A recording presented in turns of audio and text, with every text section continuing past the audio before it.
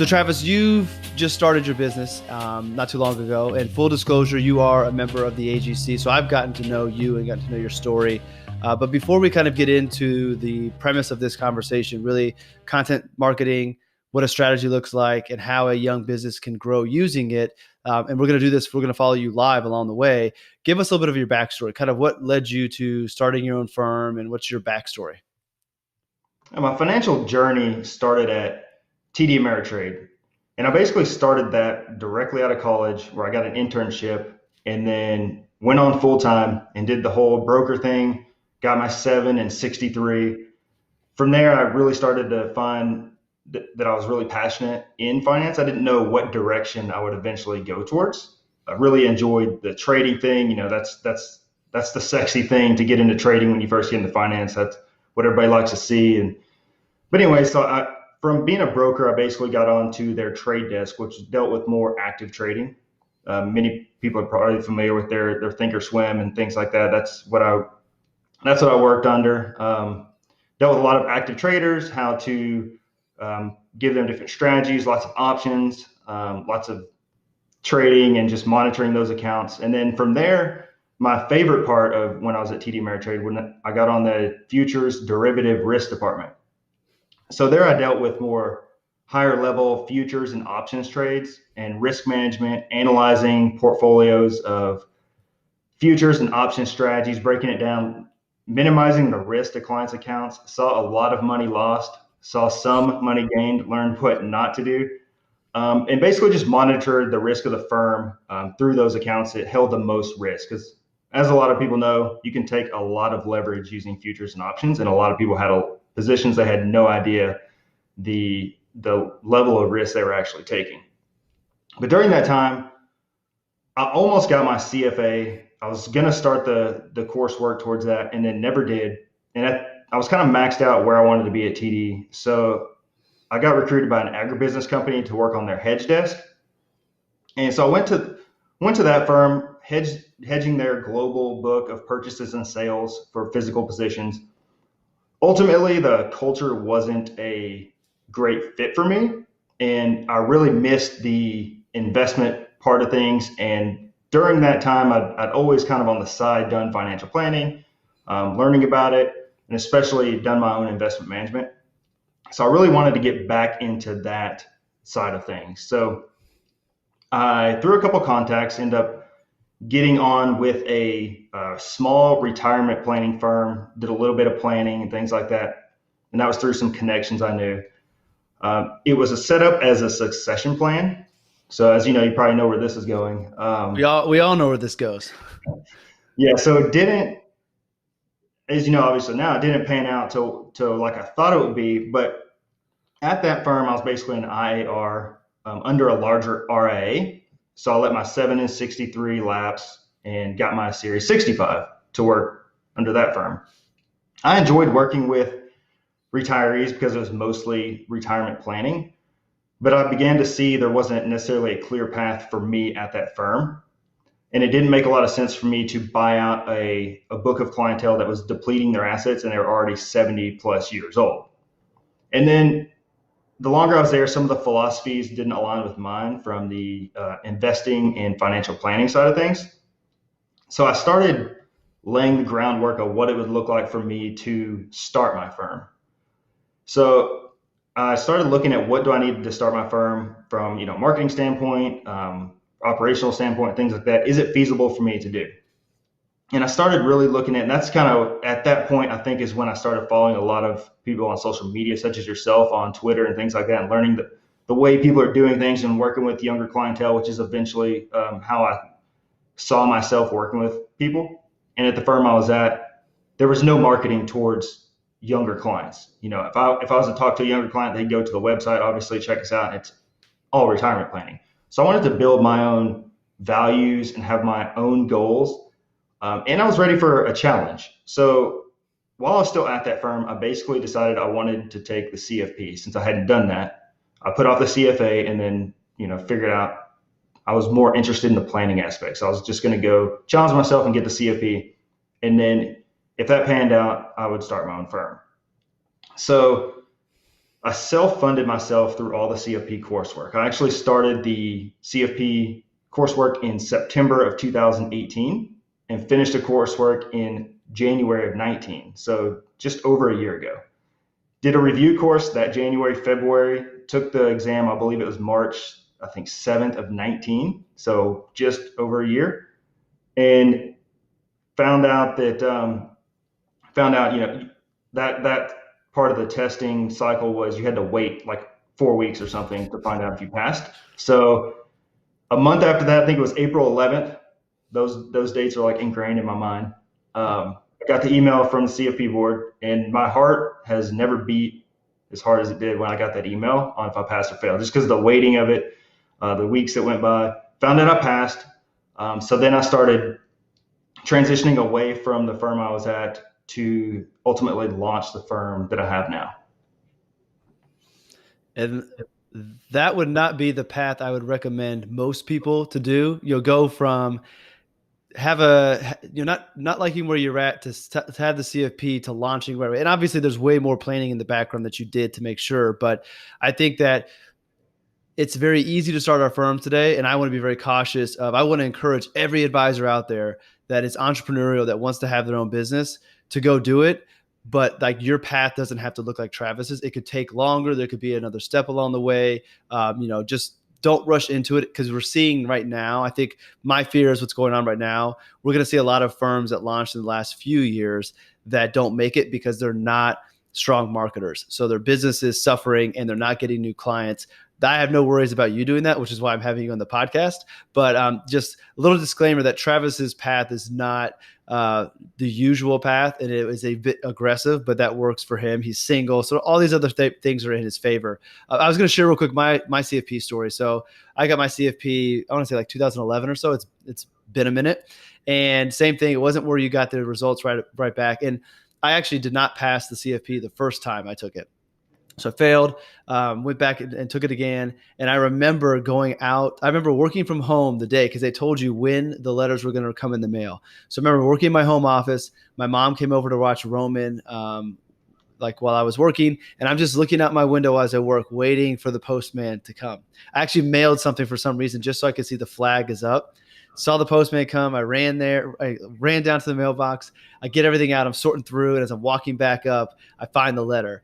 So I'm about maybe 10 feet from my front door, open the envelope, pull out the letter, and all I see is congratulations. And I like, if somebody saw me, they would have laughed, because I remember it was almost like graduation day. Like, I threw all the mail up in the air, just yelled out yes, and like I was so excited. So it is a good feeling when you pass it. I almost feel like today, since you get that immediate turnaround, you lose a little bit of, like, I think that the anticipation makes it even better. Like, I would be too afraid to hit submit today and get right back. But anyways, today's talk is not about CFP. So now that we've got your backstory, tell us a little bit more about the firm, the way it sits today. And I'm most interested in learning more about like the vision for the firm, where you want it to go, kind of who your clients are, and then just ballpark how many households you're working with. And you may want to include in there how you kind of have two types of clients and what those look like. But for the purpose of this podcast series with you, just kind of ballpark households so we can see how this content is helping you grow over the next year, however long we do this. Yeah, so the actual firm opened up in July 2019. So as you mentioned, it was pretty aggressive on getting the CFP, but there's a lot of other things that of my background that allowed me to kind of start the firm. But it didn't really get going until the fall, basically, just because it opened 2019, and then you realize, and this is one of the things that I look back on and say I wasn't ready for, is the firm opened up, and then there were so many things I didn't have in place, like ready to go, whether it was just processes or general marketing. My website wasn't quite ready yet. I went through a couple of different people designing my website, so I wanted that to be really good, since I was in Kinetics, which is my firm, is set up as a virtual practice. But my firm name is Kinetics Financial Planning. It's a fee-only firm, and I can get into that here in a minute. But the reason of the name Kinetics, and that's kinetic, like kinetic energy, but with an X on the end, is a financial plan. It should be in motion, and many plans are given that are kind of never dusted off, as you could say, and clients can lose track of what the plan was actually for in the first place. So I wanted to have a meaning that kind of meant something's in motion. It's building momentum along the way. So kinetics was formed from the word kinetic for energy in motion, meaning a plan should be in motion and ever changing and building energy and momentum along the way. So that's kind of the reason of the name of my firm. But as I mentioned, it is fee only. And I decided to go fee only just because I've seen some not great things for clients in the insurance world. I don't want to beat up on the fee only thing because I know some really good advisors that offer insurance as part of their planning. So that the fee only just aligned with my philosophy and values of what I was trying to accomplish with my firm. I didn't take any clients over from my old firm. So meaning another part of being aggressive, as you said earlier, is I started pretty much from scratch. So none of my clients came over and I just started from the ground. I'm located in Flower Mound, Texas. So if you don't know where that's at, it's between, just look at map at Dallas, Fort Worth. So I'm basically 30 miles from each of those and a little bit north. And as I mentioned, I have set the firm up to where it is pretty much virtual. So right now, 100% is virtual. And since I just started right now, I do have 4 households. Obviously, that is something I'm looking at growing over the next year. Obviously, want to compound that into future growth as well. So just to give you an idea of where I'm at for a future reference point. And I think that like where you're at is perfectly fine given when you've just started. And also, I love this because it shows that what you're doing, the groundwork that you're laying today, works no matter what stage of your career you're in. So whether you're been an advisor for 15 years and you're trying to revamp things, or you're just starting out from scratch and you're using this really to catapult yourself, I'm excited to see the growth numbers that we're going to see. And we're going to talk about content, but I want to take one step back. And it's great to do the content strategy and do the work you're doing, but the planning and the client experience and the work that you do has to back it up. So I want to throw this disclaimer out there. If you're wanting to go on this path of creating a content strategy, developing a brand, and telling your story, I'm a huge believer in it. But you've got to make sure that it's not all show, that you've got to be able to deliver in the background. Once people start following you and buy in, then when they come work with you, you're able to give them a good financial plan. You're able to be there for them when they need it and live up to this expectation that you set through the content. Because it's fun to do the content, and I think a lot of people can do that, but can you back it up and be a good financial advisor as well? Time will tell. I know the answer, I think, but time will tell. So we've got your vision. I guess, what's the future of Kinetics look like? Where do you want to see your firm grow to? So I don't have any numbers around that, obviously, because I don't want to attach myself to certain numbers along the way, because you never know how things are going to pan out. But obviously, growth is number one goal for mine, and building a brand. Like, I want people to look back and see that I'm doing the right thing for my clients, and that I'm kind of I guess you could say, world class. That's not the right word, but just someone that is in the profession, in things, and doing the right thing for their clients. While at the same time, as you mentioned, you want to be able to put together a good plan for your clients, but building a brand with the content I'm putting out there and just putting myself out there as someone that's really growing within the industry. So tell me. Go ahead. Sorry. No, I do have some kind of goals for the firm as far as where I see things going as I grow. Like adding in the next 5 years, I want to add a tax component to my firm, like attached to it as far as tax planning. So eventually I want to bring things in-house. And then obviously add someone. As of right now, I'm a solopreneur, so I'm doing everything myself. So I also want to bring on someone that I can offload some of that to, so I can spend more time servicing clients whenever I do bring on more clients. And so I can up my marketing strategy and continue to put out content for people to see. Before I rudely interrupted you, I wanted to go back and this concept of brand. I have a very strong opinion on what brand means, and I'll share that here in a second. But when you say you want to develop a brand, and you think about that, what does that mean to you? So I have a perfect answer for you, and I'm going to actually read this off because it's a quote. And I don't know if do you know who Chris Gardner is? Yeah, Pursuit of Happiness. Pursuit of Happiness. So a Yes. couple years ago, and if for those that don't know, Will Smith plays Chris Gardner in Pursuit of Happiness. So a There's a couple years blog ago, post. There's a blog post that I wrote about Pursuit of Happiness. I made the boys watch it this New Year's Day, and that's now going to be one of our routines. I think it's on All About Your Benjamins where I wrote it, but it just walks through how some of the qualities that you can take from that movie and instill in your kids to kind of overcome adversity. So, yes, I love that movie, and I know who he is. yeah, I did see the blog post, but a couple years ago, I got to see Chris speak, and he's an awesome speaker. YouTube it, whatever. I mean, he puts out some good stuff. But when you say, and I mentioned world class just a second ago, it's because I constantly go back to this, what he said when I was listening to him speak. And this goes back to how I want my brand to be portrayed. And he says world class means when a conversation is being held about who is best in business, someone says your name or the name of your company.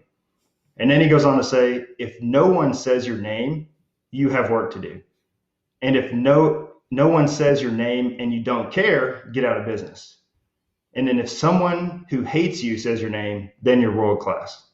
So that to me is how I want my brand to be portrayed. Like when someone who dislikes me still talks about me and what I'm doing in the industry, like that's what I want to be. I like it. And I was going to tell you earlier, don't like you kind of apologize, not really apologize, but you kind of try to walk back using world class. And before you even read the definition, I was going to tell you like if that's what you want it to be, don't step that word back because that's what you said and you didn't even think twice about it. So that you want it to be world class. So there's no apology for that. So for me, I think it can be overcomplicated. I like that definition. I like what he talks about. I think from a philosophical level, people think about brand and they think about like Nike and the swoosh and the just do it or Apple and the logo. And to me, for financial advisors, brand is just simply your reputation. It's who you are, it's what you deliver, it's the client experience. We all have a brand. And I think the key going forward and why we have this conversation and where content plays in is you've got to tell who you are and put that out there. And then as you consistently do that, and that's what people experience, then that becomes your brand. So like there's little things about, and it's weird to say that you have a personal brand. It feels kind of egotistical. But once you get over that, like then you own it and you're like, okay, how can I make sure that I live up to my brand? How do I strengthen my brand? Is my brand what I want it to be? Like, is what people say about me what I want? And if not, what do I need to do to change that story? And like, I think about me, I never had any intention on like the boys being a part of my brand. But Roman, Leo, and Silas are a part of who I am and what my brand is. And like they're present in a lot of things that I do. And that was just me being me. So I think that when you are listening to this, thinking about, okay, what is my brand? How do I want to develop it? Just be yourself and put your beliefs out there. Have opinions. Like, don't be afraid to say what your beliefs are as a financial advisor. You're a fee only advisor. That aligns with your values. That doesn't mean that you're talking negatively about other business models, but that's your belief. Then you own that and you talk about that. And that becomes a part of your brand. It becomes a part of Kinetic's brand. So I think that branding can be overcomplicated. You just need to simplify things and say, this is who I am as an individual. This is who I am as a professional. This is what I want the experience to be at my firm. And I'm going to tell my story with those values there. And then that will ultimately become your brand after you do it consistently enough. So that's what I think about branding.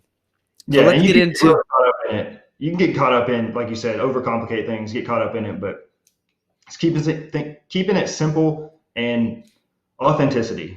That's what it is. That's how to create your own brand. And I'm trying to work on building my own personal brand as well as my firm brand. So yeah, just trying to stay authentic with everything. So part of your strategy to build out the brand for yourself and the firm is relying on content marketing and putting it out there. That's kind of where I want to go along with this. I really want to have a conversation with you about what you're doing, what you plan to do, what you're already seeing, and then what you hope to see down the road. But before we get that, what was the light bulb that went off for you that said content is going to be my way to market? And there's many ways to market as an advisor. There's seminars, there's the content strategy, there's shaking hands, there's networking, COIs, all these different ways. And I don't think there is one way that is the absolute right way to do it. I think you have to do you. I write about this. You do you. If you're better at networking locally and shaking hands and being in the chamber and all these other things, then do that. For me, that's not my comfort level. So the content spoke to me. So what was the light bulb for you that led you down this path of doing variety of different content? No, I'm really bad at networking in person.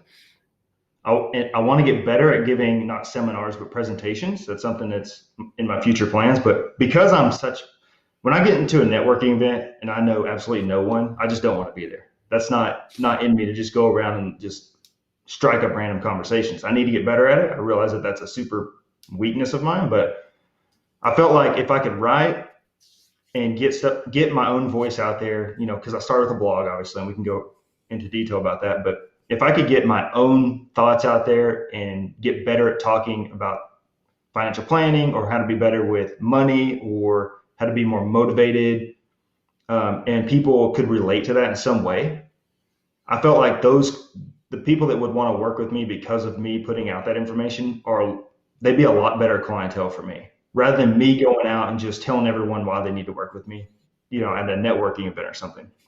And it may take some people months or years to see my content or read my blog or video, whatever it is. But when they do come to me and they need help and I can provide them value, they already know me at that point.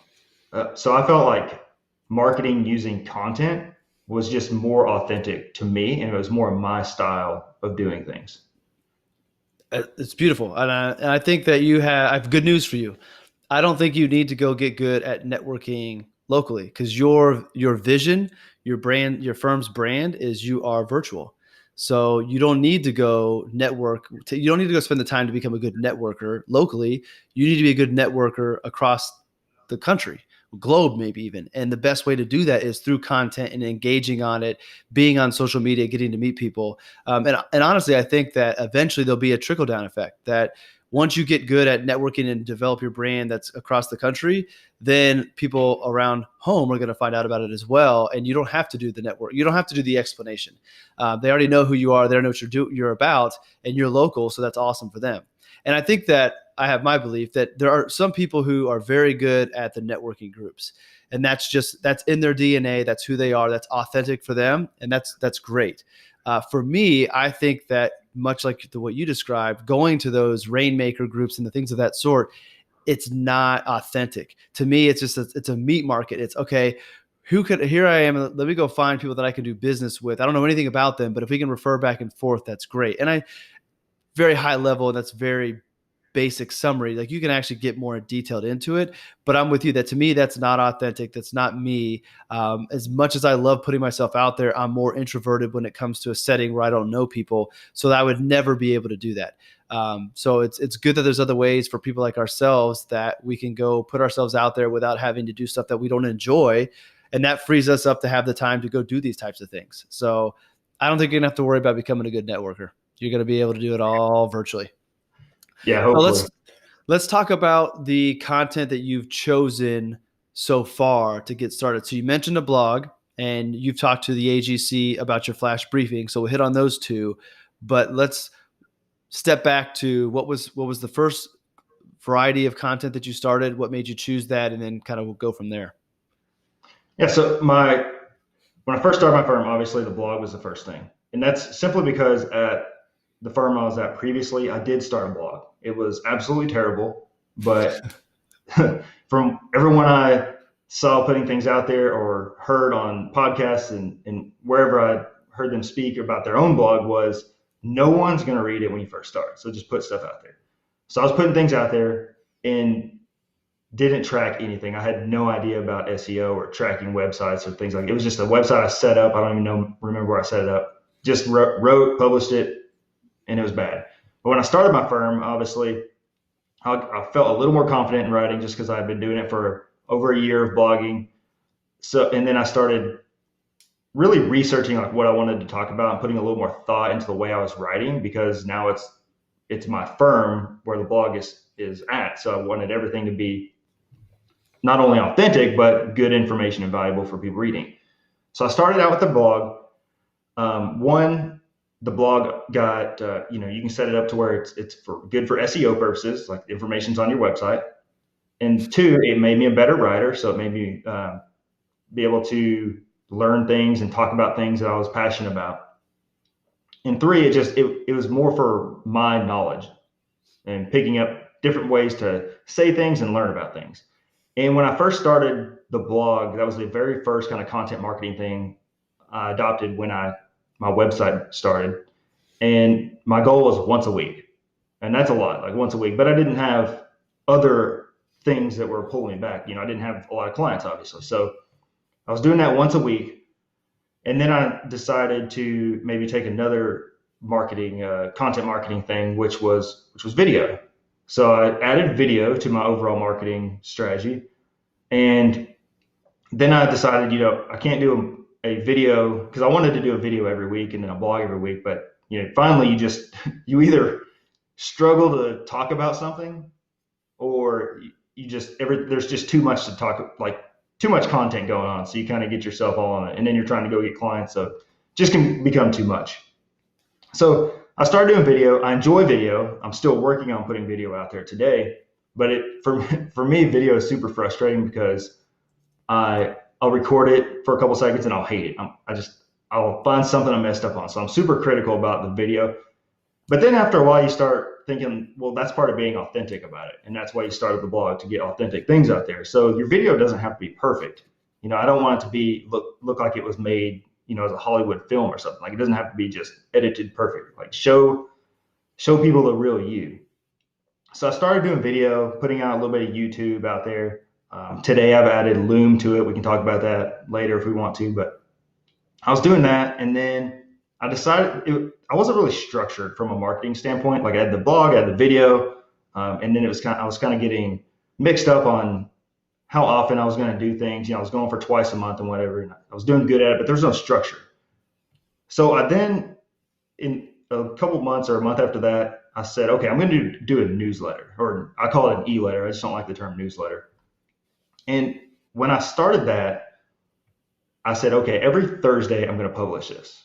So I kind of, put friends and family on the list and let people know what I was doing. And once I started putting out the newsletter every Thursday, because that was kind of a habit that I formed, right? I told myself every Thursday I'm going to put out this newsletter, e-letter, with whatever content that I felt necessary and a little bit of my own content as well. Once I started doing that, the blog and the video kind of started falling into place a little more. Like, I felt a little more organized with my marketing. But I still felt like there was something else I wanted to do that was different than everything everyone else was doing at the time. So one morning I was running and I heard a podcast talking about voice marketing and flash briefings. So after my run, I immediately got home and started researching, like, how do I get into this other thing? So I have blog, I have video, I have my e-letter. Let me just try another piece of marketing, which was voice content. You mentioned earlier talking about the flash briefing. So that's when I started the flash briefing, which we can talk about. But the flash briefing is just basically, it's voice. There's no video to it or anything like that. And that flash briefing, as soon as I started doing that, because I published those 3 times a week, that was very structured. The e-letter was very structured. And all of a sudden I felt like I had some kind of organization now overall to a content marketing strategy, because I have the flash briefing, I have the e-letter, and then I can repurpose different things into blogs or videos. And that's kind of where I'm at now, as far as my content strategy goes. I got the blog, the video, the newsletter, and the flash briefing. I know it seems like a lot. And if you were to tell me a year ago that I'd be doing these sources of marketing, content marketing, I would have said, no, there's no way I can do that. But you just kind of build into it, and my goal eventually is obviously to figure out which ones are most beneficial or which ones I need to spend more time on. I call it kind of the shotgun approach right now. I'm just blasting out a bunch of different, kind of similar content, just on different sources of, I don't know, whatever you want to call it, just avenues of getting your message out there. I think it'll be fun as we go along when we do these update podcasts, is to see, are you starting to see which ones are better? And I think the answer is going to vary for everybody depending on your audience. Where is your audience going to live? Where are they consuming content? I am a fan of having multiple avenues to go down because I think people can consume content in different ways. Some people like to listen, some people like to read, some people like to do video. And even if you have a very defined niche, within that niche, people are consuming content differently. So I think there's benefit to having it across all of them. But you're very smart to talk about repurposing and using it across border.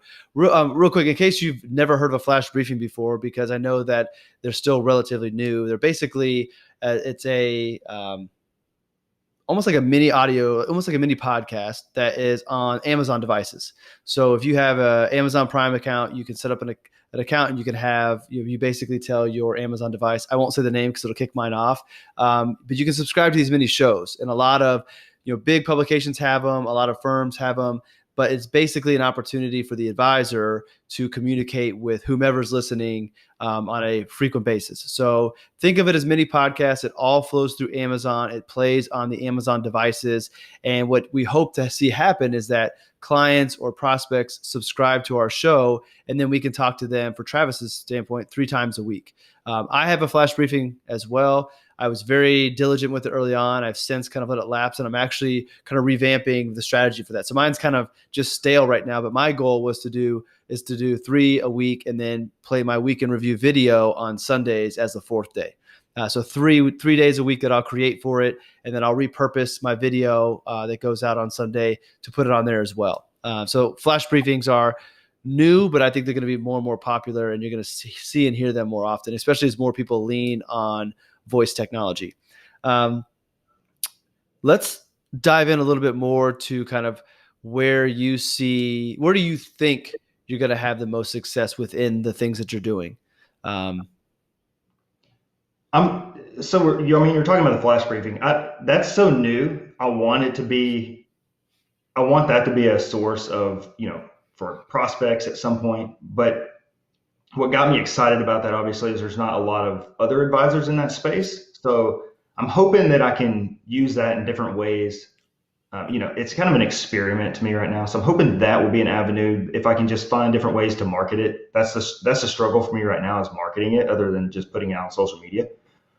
But I think just being consistent with my blog and getting it out there, and then growing my email list for my e-letter is probably right now going to be my main source of just attracting people to my website and my content. That's kind of where I'm spending a lot of time on all of it. I'd say videos where the least amount of my time is spent right now.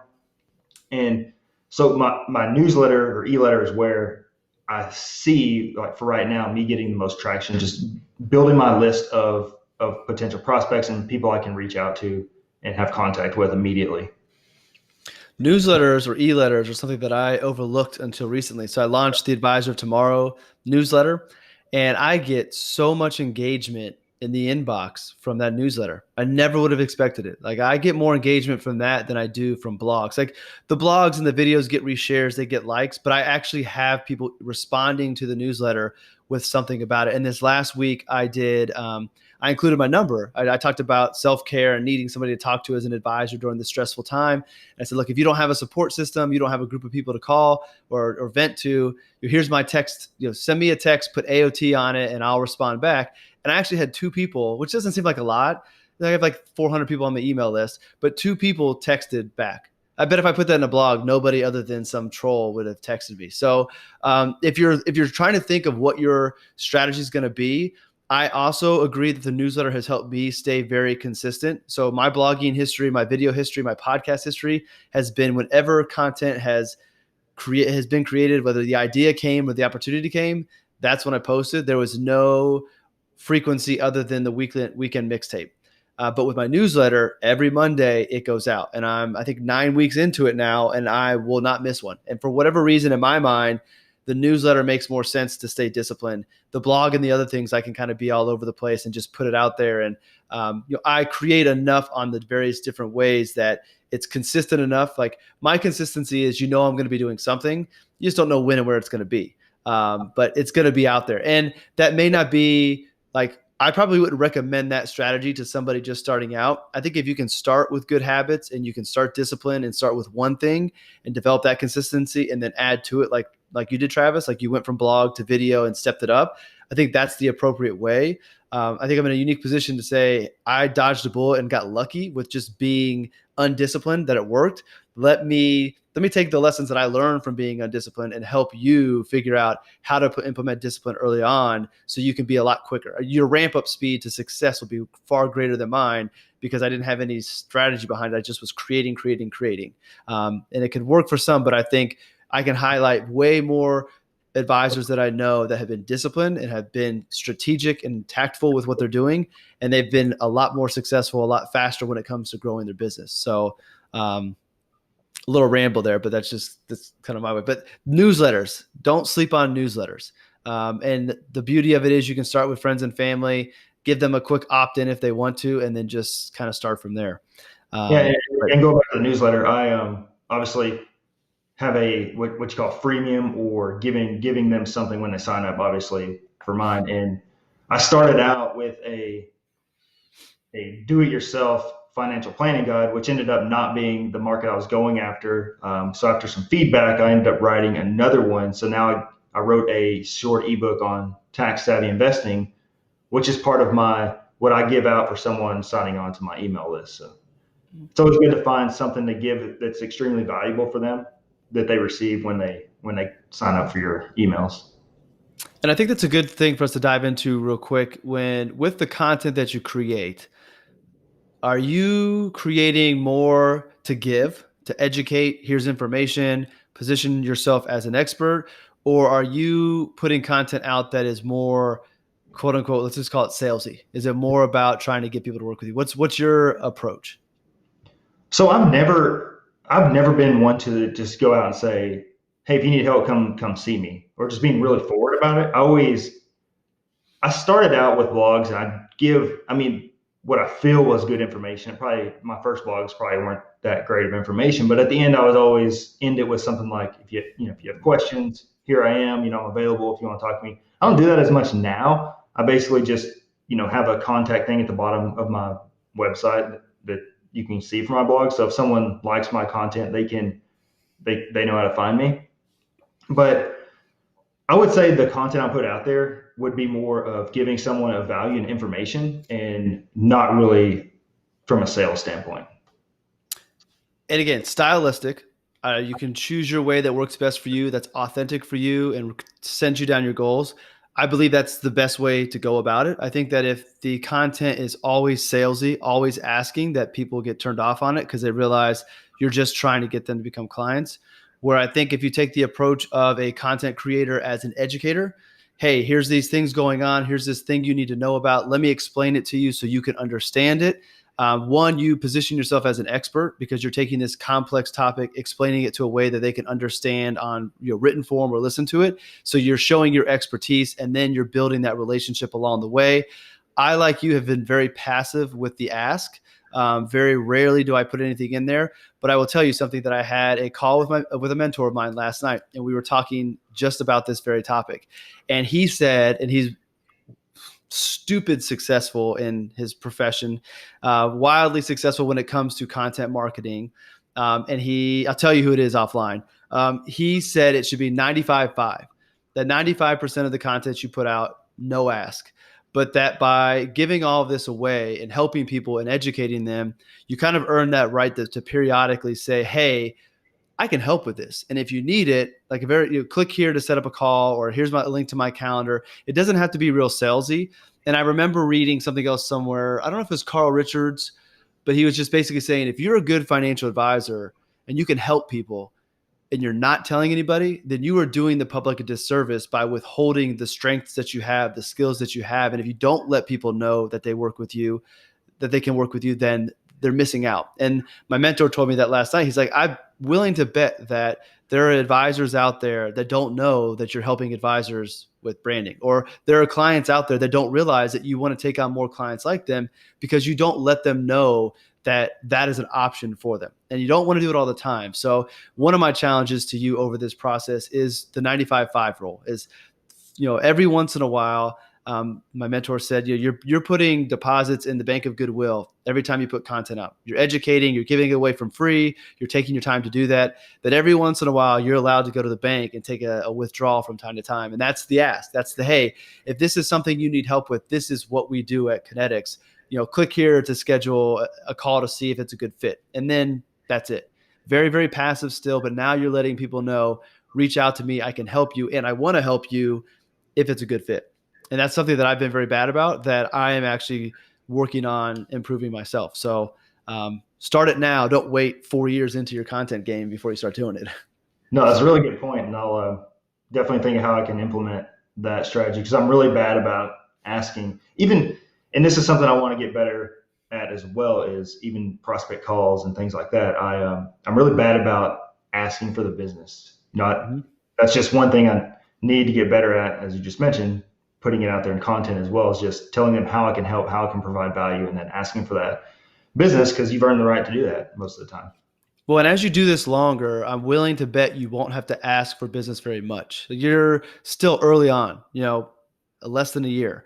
As you create content, as you build your brand, as you put yourself out there as the expert, you're not going to have to ask for the business, because people are going to be seeking you out. So the need to ask will probably go away. You need to do it now to start building the client base. But I just think that if you do a good job and let people know what your expertise is, why you enjoy what you're doing, you share your passion with them, having a very subtle way to let them know that you're taking on clients is all the ask you need to do. Another one you could do is periodically on the flash briefing, if you're talking about a concept. Again, this was not my idea. This was my mentor's idea. Just a little closing comment that, hey, if this is something you could say it, if this is something you need help with, this is what we do at Kinetics. If you want to reach out, let's make sure it's a good fit. Not everybody's a good fit for our firm. We're not a good fit for everybody, but just have a conversation to see if it makes sense.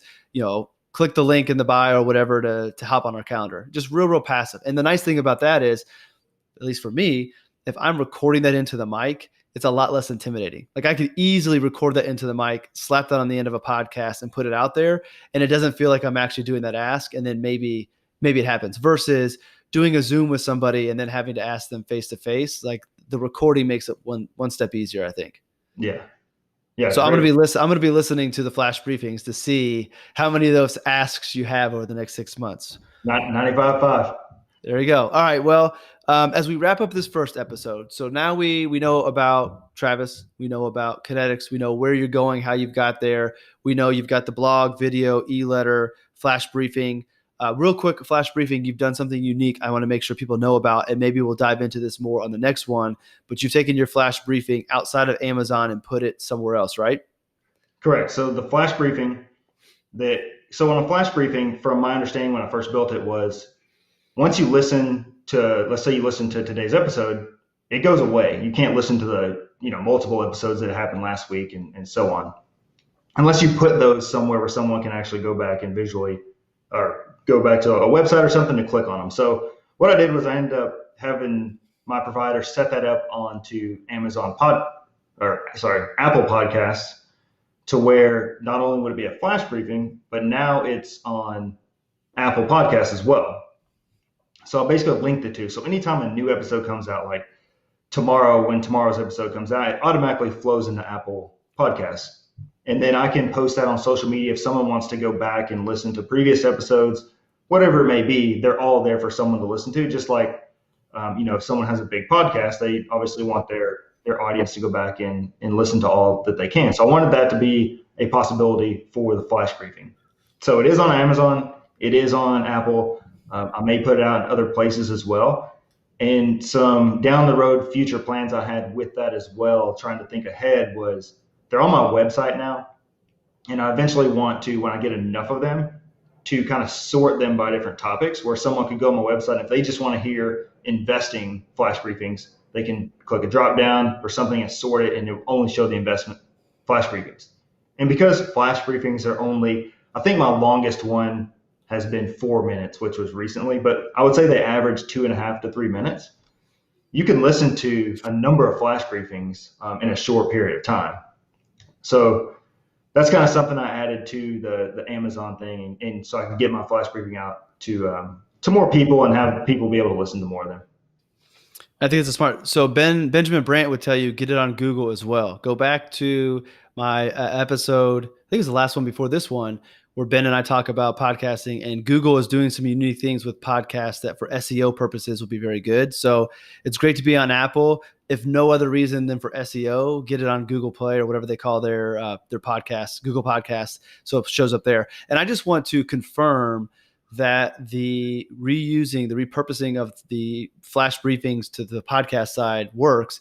I did that with some of my flash briefings when I was doing it regularly were like today's news. So that wasn't something I would put on the podcast, but some of them, when there wasn't anything major to talk about, were what I would call evergreen. Talking about something philosophical or reading a passage from a book and kind of explaining about that. And I put those on All About Your Benjamins, the podcast. So if you go down the feed, you'll see interviews, but some of them will say rundown. And on average, I could think a podcast episode would get maybe 1,100 downloads within the first month or so, nothing crazy. And within the first few days, these shorter rundowns that showed up on the blog were getting 500 or 600 downloads. I was blown away that people actually were listening to them because they weren't your traditional one-on-one interviews.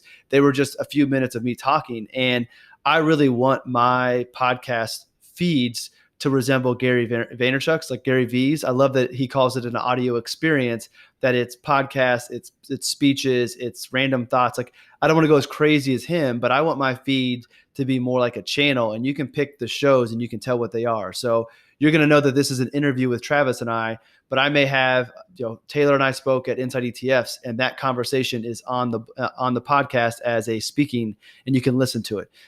So anyways, the long ramble of that is I did the same thing. I took the flash briefing, put on the podcast. I had success. So I think that makes sense. And you're right. The flash briefing is going to disappear. So if you want those things to last longer and get more run, putting them somewhere else makes a lot of sense. All right, I think this is a great flash briefing coming down the line. So some just different things I want to experiment with and test out over the next year or so. So we'll see how that goes. Okay. Well, yeah, we want to go through. So I haven't determined how many times I'm going to hit you up to update, but I want to do regular updates from a couple ways. I want to see the growth that you're having. I also think it would be kind of fun to talk through strategy together and let other people listen and see kind of how you're thinking about evolving these things, and then what my 2 cents might be if you want it, or what I would be doing on my side. And then, just kind of share the successes, the failures, what you're observing. So those listening that are trying to figure this out on their own can kind of learn from your successes and failures and tweak things to them. I think for listeners, it's very important for you to realize that the way Travis does things or the way I'm doing things does not have to be the way that you're doing it. I fully believe that content is one of the best ways to grow if that fits your personality. But what content you're using, what medium you're putting it on, there's no right answer. You just have to figure out what it is. So the great thing about Travis is he's doing multiple. So we're going to be able to see the successes and failures of blogging, so you can take that to yours if that's what it is. Or, you hear more about the podcasting and the flash briefing. That's not up your alley. Now you know that to not even waste time going down there because of what you're learning from Travis and my commentary. So we'll go more into some of the future strategy. We'll get some updates on the things along the way. And then I think it'll be real good to learn from your mistakes. And I'll share my mistakes as well. So any closing thoughts on this first one, Travis? I would just say if you're starting a firm or getting into the industry or wanting to start putting out content, just start doing it. And you were one of the ones when I first was starting my firm, you reached out to me to have a conversation, and you gave me some really good advice about just get started. And it's the same thing with content. You don't want to get caught up in chasing the fun things, like going out and researching what technology you should be using. That's fun to do, but it doesn't do anything as far as getting content out there. So you can start out with getting the basic things. I mean, you can use your phone to record things if you want to start a podcast, whatever it may be. The most important thing is just start doing it, and then your technology can start to evolve after you get more comfortable with it. And I think this also prove to yourself that you're going to do it, because you can spend a lot of money on podcast gear, things, which you end up not really needing. And same thing with videos. You can start buying expensive cameras and hiring people to do all this editing for you. But if you're not going to commit to it and prove yourself, don't spend the money on it. And you can do all of this very simple. Blog on WordPress is nothing. You buy the domain. WordPress has very basic templates that are free. Video, you just need your iPhone. You can edit it on your iPhone in iMovie and then upload directly to YouTube. Like, it is seriously super easy to get started. Low barriers to entry. It's more of the ideas and having the confidence to put yourself out there. And that's a hard thing to overcome, but another reason to do it is the more you do it, the more comfortable you get with it. So the confidence comes. And I also will tell you, Travis, as you keep on doing these things, the ideas become a lot easier for the content. I don't think you're struggling on it a lot, but another thing that's hard to get started is, what am I going to talk about? The more you do it, you see the opportunities. Oh, here's something to talk about. I can talk about that. And it just becomes a lot easier. So I'm excited to follow this journey just from a friend standpoint, but I also think it's going to make for a great podcast series of episodes with you. So it should be fun. So I will let you get to your day so you can go create some content. There's plenty of stuff to talk about right now. Unemployment was 3.1 million people the last month. So there's an opportunity to educate people about what that means and the stimulus bill and all. Like, there's a lot of content creation that can be done right now. And the final thing to that point, if you aren't doing any content or you're thinking about it, I do not believe there's been any better time to get started than now. One, because you need to get started at some point, but people are searching for information. People are scared. They are looking for advice. Be careful, they're from compliance, but they're looking for answers. They're looking for people to trust. And if you put yourself out there and you have those answers, they're going to find you. And again, there's an endless supply of ideas out there right now. So now is the time to get started. I agree with Travis. Just go get started. So I'll quit rambling. Let Travis get back to the day. Let you, the listener, get out there and start creating some content.